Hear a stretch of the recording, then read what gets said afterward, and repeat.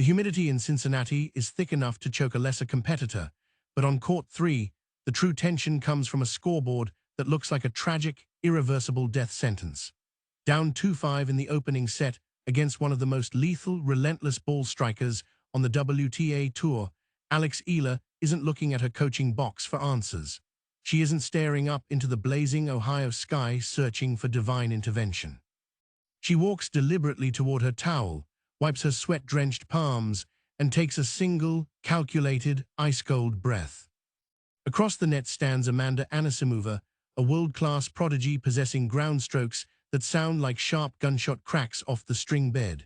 For 6 brutal games, Anisimova has blown Eala completely off the baseline, driving her 3 feet back with flat, blistering pace. The media in the press box were already drafting the recap headlines, writing off the rising phenom. But raw brute force means nothing when it collides with a tactical mind and a cultural movement that refuses to break. What unfolded next in this high-stakes round of 32 clash was an absolute tactical takeover of the Cincinnati Open. To truly understand the psychological warfare on court 3, you have to look beyond the basic scoreline. Amanda Anisimova is tennis royalty by design. Bred in the hyper-competitive American system, her game is engineered around clean, uncompromising, aggressive violence from the baseline. Eala, on the other hand, carries a nation's collective soul. Overseas Filipina workers drive hours across state lines just to secure a seat, filling the stands with hand-painted signs and waving blue, red, and gold flags with fierce pride. For the first 25 excruciating minutes of the match, the establishment was winning in dominant fashion. Anisimova's flat, heavy backhands were pinned deep into Eala's defensive corners, forcing mistimed responses. Eala was trapped in a defensive shell, reacting rather than dictating. The once boisterous crowd fell into a nervous silence as the momentum pointed toward a swift, routine straight-sets victory for the American. Where 90% of young tour players crumble, rush between points, or slam their rackets, Eala showed an unnerving surgical composure. She subtly shifted her baseline stance 6 inches forward, refusing to cede any more ground. She stopped trying to match Anisimova's raw pace and began lifting her ground strokes significantly higher over the net, putting heavy, biting topspin on the ball that bounced awkwardly high out of the American's comfortable strike zone. Suddenly, the clean rhythm that Anisimova had enjoyed vanished. Serving at 2-5, Eala held her serve with cold precision. By 4-5, the breakback was secured. Anisimova's ground strokes, which were painting the lines early in the set, began spraying wide and long by millimeters. At 5-5, Eala consolidated the break with absolute authority, stringing together 8 consecutive points without committing a single unforced error. Courtside data backed up this takeover. As soon as Eala successfully extended the average rally length past 5 shots, her point-win percentage skyrocketed from an abysmal 33% all the way up to 71%. By the time the first set tiebreak arrived, Anisimova's body language had completely shifted. Her shoulders slumped and her footwork grew sluggish under the weight of mounting frustration. Eala snatched the first set 7-6 in a dominant tiebreak performance and then relentlessly steamrolled through the second set, breaking Anisimova 4 consecutive times to lock in a monumental 7-6, 6-2 victory. Amanda Anisimova walked onto that court possessing the elite junior pedigree, Grand Slam semifinal experience, and crushing baseline power. But Alex Eala possesses the loudest, most relentless movement in the sport today, striking every single tennis ball with the collective hope and unwavering energy of a global nation standing behind her.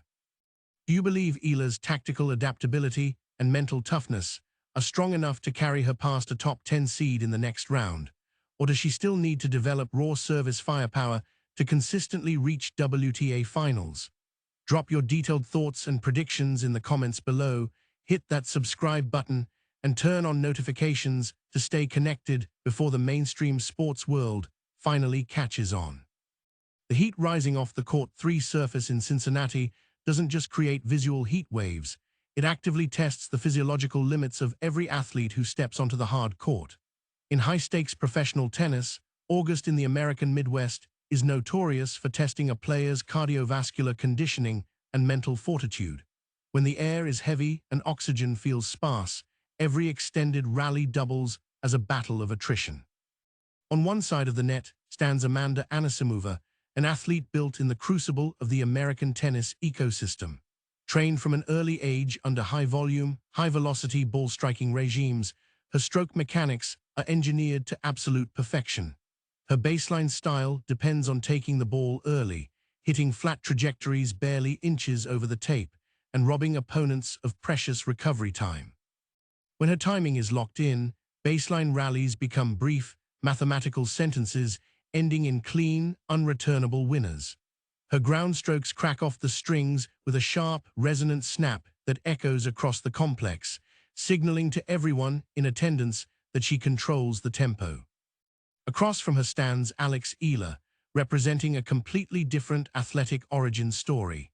Emerging from Manila and refining her game through the grueling junior circuits of Europe and Asia, Eala represents a generation of players whose success is built on movement, tactical intelligence, and unwavering emotional control.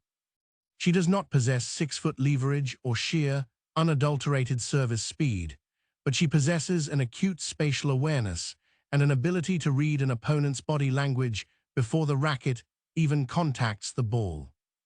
In those opening games of the match, Anisimova's sheer power dominated the space. Pushing Eala 3 to 4 feet behind the baseline, Anisimova took total control of the center court geometry.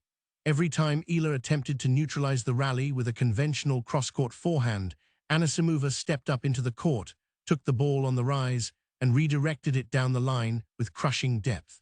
The physical strain on Eala was immediate. Forced into constant lateral sprints across the back of the court, she was burning precious oxygen simply trying to keep the ball within the singles lines. By the 5th game, with the score sitting at 5-2 in favor of the American, the narrative appeared set. Press box commentators were making notes on Anisimova's dominant first-serve percentages and high-margin winner count. The tactical picture looked straightforward. Raw power was overmatching tactical defense, leaving no room for a competitive counterattack. Yet deep inside the mindset of an elite counterattacker, a score of 2-5 isn't an unbeatable margin, it is a data collection period. While the spectator sees a player losing control, an analytical player is busy tracking patterns. Eala was registering the exact height at which Anisimova preferred to strike her backhand. She noticed that when Anisimova was forced to strike balls above shoulder level, her flat ground stroke mechanics lost their precision, forcing slight adjustments in her footwork. Eala also tracked Anisimova's serve direction patterns under pressure, noting a distinct preference for wide slices on the ad court when ahead in the score.